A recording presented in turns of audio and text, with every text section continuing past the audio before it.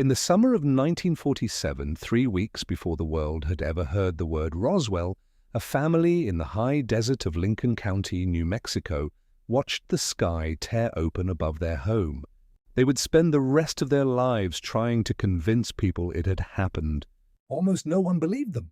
And within a year, the family itself would be gone, scattered across 3 states, their names scrubbed so thoroughly from local memory that even the road where it happened would eventually be renamed. This is the story of the Dedman family and the curve of desert highway that still, unofficially, carries their name. Walton Dedman was 41 years old in July of 1947, a lean, sun-cured rancher who had inherited 300 acres of scrub and sand from his father and had spent 2 decades trying to coax cattle out of land that seemed to actively resent them. He lived with his wife, Opal, and their 2 children, 12-year-old Curtis and 8-year-old Ruth, in a low adobe house 11 miles outside the town of Corona, along a stretch of unpaved road that twisted sharply around an outcrop of red rock. Locals had always called that twist Dedman's Curve, not because anything strange had ever happened there, but simply because it was the Dedman turnoff, the place where the family's mailbox leaned crookedly against a fence post and where, if your truck broke down, you knew Walton would come pull you out with his old flatbed. Corona itself was, and remains, a town easy to miss. In 1947, it held a general store, a 2-room schoolhouse, a church, and a scattering of ranch families spread across a valley pinched between the Galenas Mountains and the Jicarilla Range. The nearest railhead was in Vaughan, 30 miles north, and the nearest thing resembling a city was Roswell, 75 miles southeast, home to the Roswell Army Airfield and the 509th Bomb Group, the only operational nuclear strike force in the world at that time. Every family in Lincoln County understood, in a vague and unspoken way, that they lived in the shadow of something enormous and secret, even if none of them could have named exactly what it was. Convoys passed through on the state highway at odd hours. Search planes flew low grids over empty desert for reasons no one explained. It was the kind of place where strangeness had already, quietly, become background noise. New Mexico in the summer of 1947 was a strange place to live, though most of its residents did not yet know it. The war had ended 2 years earlier, but the machinery of it had not stopped. White Sands Proving Ground sat less than 200 miles to the south, where captured German V-2 rockets were being fired into the sky by American engineers still learning to read the language of their spoils. Los Alamos, the birthplace of the bomb, was a half-day's drive to the north. The desert had become, almost overnight, one of the most heavily surveilled patches of Earth in the Western Hemisphere, though the people who lived on it were rarely told so. Ranchers still found strange metal fragments in their fields sometimes, still watched unfamiliar lights track across the horizon at night, and mostly shrugged, assuming it was the government doing something they weren't meant to understand. It was, they told themselves, simply the price of living so close to the places where the future was being built. On the night of July 2nd, 1947, Walton Dedman was outside checking on a mare that had been favoring her left foreleg. It was nearly 11 o'clock, and the sky above Lincoln County was doing what New Mexico skies do on clear summer nights, burning with more stars than a man could count. The Milky Way laid out like a spilled bag of salt. Walton would later tell the county sheriff that he first noticed something wrong, not because of what he saw, but because of what he heard. The crickets had stopped. Every single one of them all at once, as though someone had reached out and turned a dial to 0. He looked up. What he described, in the only surviving account of that night, written not to investigators but in a letter to his brother in Amarillo 2 months later, was a light that did not behave like a star, a plane, or a falling object. It moved, he wrote, like something swimming, gliding low over the northern ridge in a manner that had no relationship to gravity or momentum as he understood them. It was silver-white, roughly the apparent size of a dime held at arm's length, and it pulsed rather than shone, brightening and dimming in a rhythm that felt, he said, oddly deliberate. He watched it for perhaps 90 seconds before it did something that made him drop the lead rope he was holding. It stopped. Absolutely, instantly stopped, hanging motionless above the ridge, as though it had simply switched off its own forward motion. And then it dropped straight down behind the rock formation the family called Coyote Table. A mile and a half from the house, there was no sound of impact. There was no flash of fire. There was only, Walton wrote, a kind of pressure in my ears, like when you go up a mountain too fast, and then silence. And then, a few seconds later, the crickets started again, all at once, as though nothing had happened at all. Opal Dedman had been inside putting Ruth to bed and had not seen the light itself, but she would later tell her sister that she felt the pressure change too, so sharply that her ears popped and Ruth began to cry from an earache that had come from nowhere and vanished within the hour. Curtis, the older child, had been out on the porch and had seen the final plunge behind Coyote Table and would spend the rest of his life, into his 70s, describing it in nearly identical terms every time he was asked. Not a crash, not an explosion, but a light that decided to stop existing in one place and begin existing in another.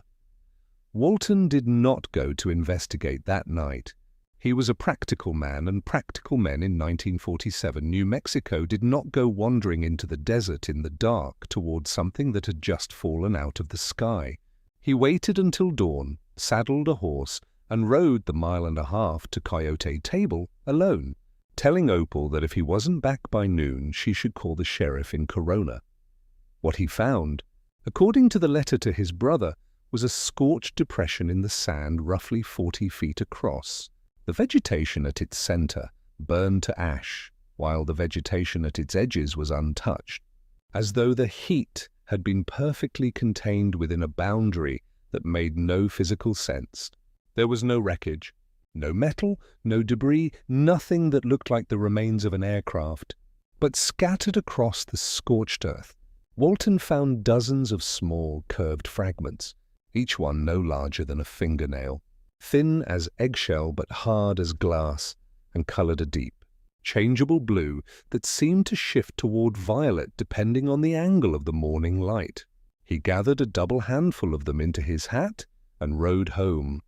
For 3 days, the Dedman family told almost no one.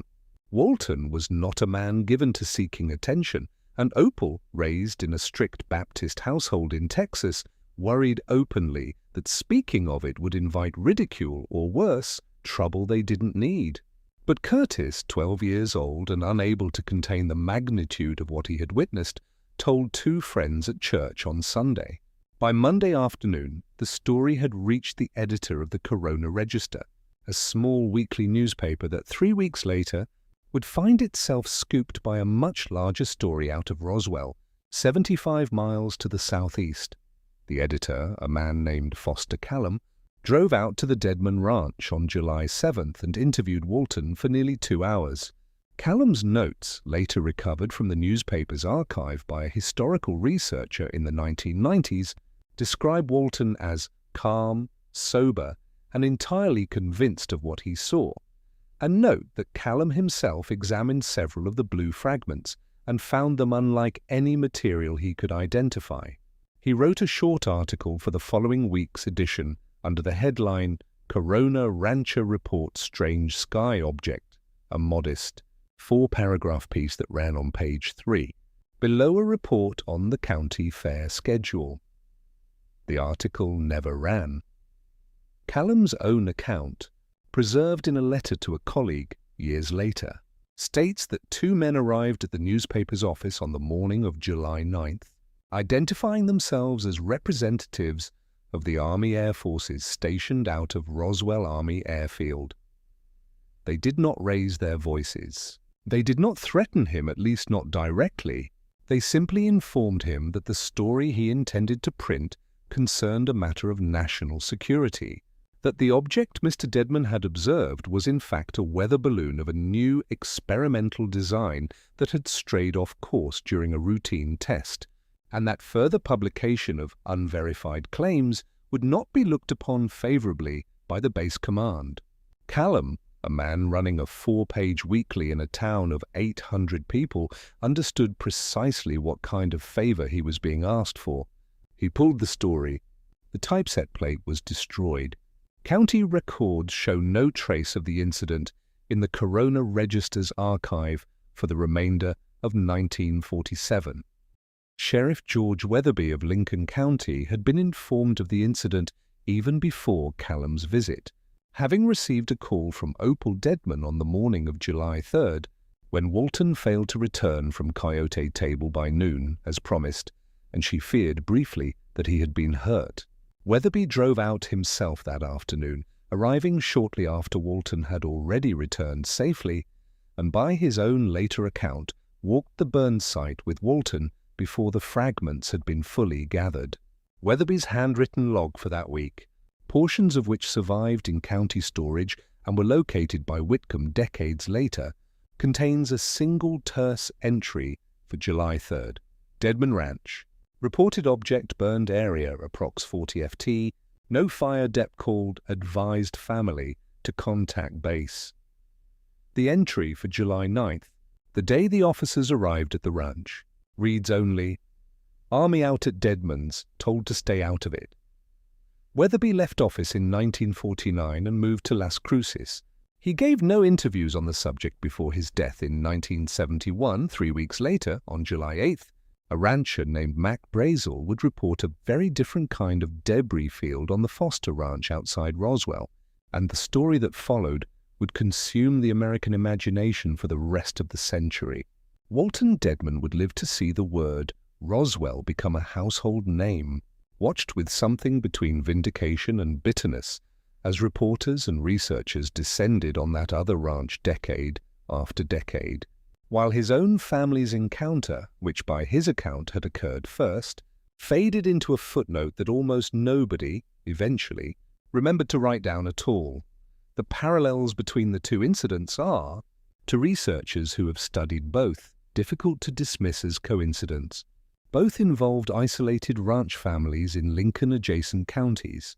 Both involved unusual debris with properties the finders could not explain. Both involved a swift, coordinated military response that arrived with unusual speed for such remote locations, and both involved a subsequent, official explanation, weather balloon in one case, experimental balloon in the other, that satisfied almost no one who had actually stood at the site. The critical difference is a matter of scale and timing. Roswell became a story because a press release went out, however briefly before it was retracted, and because the Brazel debris field was large enough and public enough that containing the story entirely proved impossible. The Dedman incident never had that window. It was contained before a single newspaper reader outside Corona ever saw a word about it. Killed in the composing room of a 4-page weekly by two men whose names Foster Callum never learned and never stopped trying to find. The men who visited Foster Callum did not stop at the newspaper office. On the afternoon of July the 9th, a military vehicle arrived at the Dedman Ranch itself. 2 officers and an enlisted driver spent nearly 4 hours on the property. They asked to see the fragments Walton had collected, and he showed them the hatful he still had, minus a handful he had already given away to curious neighbors and to his son as a keepsake. The officers collected every fragment they could find, counted them against a list they seemed to already have prepared, and asked Walton, with a specificity that unsettled him, whether he had given any pieces away and to whom. He lied. He said no.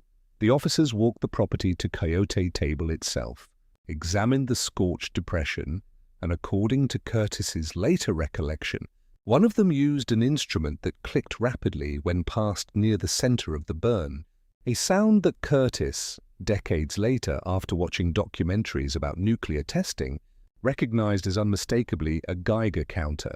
The family was told, in language Opal described as polite but final, that they were not to discuss the incident with anyone, that the material recovered was, again, part of an experimental weather program, and that further questions could be directed to the base Public Information Office, an office that, when Walton eventually called it collect from the general store in Corona, denied any knowledge of the visit or the object entirely. For the rest of that summer, the Dedman family lived under a kind of quiet, low-grade siege. Opal noticed unfamiliar vehicles parked at a distance along the county road on several occasions, always gone by the time Walton walked out to confront them. Curtis reported, and would maintain for the rest of his life, that a man he did not recognize approached him outside the Corona schoolhouse in September and asked him, by name, whether his father still had the blue rocks, a question no stranger should have been able to phrase with that level of familiarity. Ruth, only 8 that summer, would later tell her own children that she remembered her mother crying in the kitchen more than once that fall, though she never understood, as a child, exactly why. Then, in November of 1947, 4 months after the cricket stopped, Walton Dedman sold the ranch. It was, by every account that survives, an abrupt and financially strange decision. The property had been in the family for 2 generations. Walton had spent that entire year, according to Opal's letters, talking about expanding the herd, about drilling a second well. The buyer was a rancher from Roswell whom nobody in Corona had heard of before or since, and the sale price, recorded in county documents, was substantially below the land's assessed value, the kind of number a man accepts when he wants to be gone quickly rather than gone well. The Dedmans left Lincoln County before Christmas, relocating first to Amarillo, near Walton's brother, and then, within 2 years, to Bakersfield, California, where Walton took work in the oil fields and never owned land again. He rarely spoke of that night for the remainder of his life. What is known comes almost entirely from the letter to his brother, from Foster Callum's preserved correspondence, and from interviews Curtis gave, cautiously and only late in life, to a small handful of researchers who had stumbled onto references to the Corona object while combing through UFO case files in the 1980s and 1990s. Curtis, by then an elderly man living outside Phoenix, agreed to speak to one researcher, a woman named Dana Whitcomb, who was compiling an oral history of pre-Roswell sightings in the Southwest, on the condition that his family's current address not be published. He gave her copies of 2 of the blue fragments, which he had kept his entire life, wrapped in a handkerchief in a cigar box, the way his father had once carried the first handful home from Coyote Table. Whitcomb had the fragments analyzed at a university laboratory in Tucson in 1994. The results, according to her later notes, were inconclusive in the most frustrating possible way. The material was not glass, not ceramic, not any metal alloy the lab's spectrometer could match to known industrial compounds of the 1940s. It contained trace amounts of beryllium and an isotopic signature the technician described, off the record, as not something I'd expect to find in nature, and not something I'd expect anyone to be able to fake in 1947, even if they wanted to. The report was never formally published. Whitcomb, by her own account, tried for years to get a peer-reviewed journal to consider the data and was told, repeatedly, that the provenance of the samples could not be verified to a scientific standard, chain of custody having been broken decades before she ever received them. Curtis Dedman died in 2003, at the age of 68, having spent his final years increasingly willing to talk, as though the passage of time had finally outrun whatever caution his parents had instilled in him as a boy. In one of his last recorded conversations with Whitcomb, he described something he said he had never told even his own children, that in the spring of 1948, months after the family had already relocated to Amarillo, he had received, with no return address, a small brown envelope containing a single photograph. It showed Coyote Table, taken from roughly the angle his father would have ridden in from that July morning, but the scorched depression in the sand was gone, replaced by what looked, in the grainy black and white print, like fresh construction, a low concrete structure, partially below grade with a single door and no windows, ringed by a fence that had not existed when the Dedmans lived on that land. There was no note. There was no explanation. Curtis said he burned the photograph within the week, afraid of what it might mean for his family if anyone found it in his possession, and regretted it, he told Whitcomb, for the rest of his life.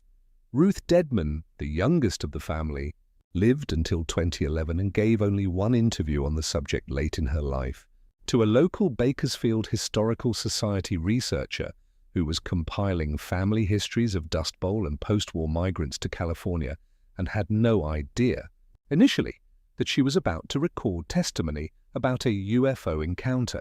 Ruth's account added one detail her brother had never mentioned, that in the last weeks before the family left New Mexico, she remembered her mother burning a stack of letters in the wood stove, letters Ruth believed, based on fragments of handwriting she glimpsed before the fire took them, had been written by Opal to her own mother back in Texas, describing the events of that July in detail. If those letters ever existed anywhere else in a mother's reply in a relative's keepsake box, they have never surfaced. Coyote Table itself still stands, 11 miles outside what remains of Corona, New Mexico, a town whose population has shrunk to under 200 people.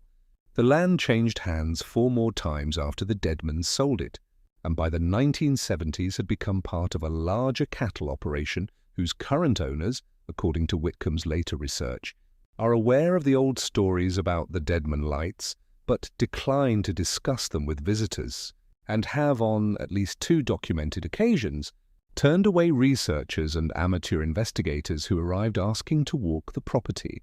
Satellite imagery available since the early 2000s shows, at the coordinates Curtis Dedman once provided to Whitcomb from memory, a rectangular disturbance in the earth roughly consistent with a structure having once stood there and later been removed. Though without ground access, no one has been able to confirm what, if anything, remains beneath the surface. The road itself is paved now, and the county officially renamed it Ridge Vista Road sometime in the 1980s, a bureaucratic rebranding with no explanation on record. But the older residents of Lincoln County, the ones who still remember the Dedman family or remember their own parents mentioning them, continue to call the sharp turn past Coyote Table by its original name. Ask anyone in Corona over the age of 70 how to get to the old Dedman place, and they will tell you, without hesitation, to watch for the curve. They will tell you it's just past where the crickets used to stop, some nights for no reason anyone could ever explain.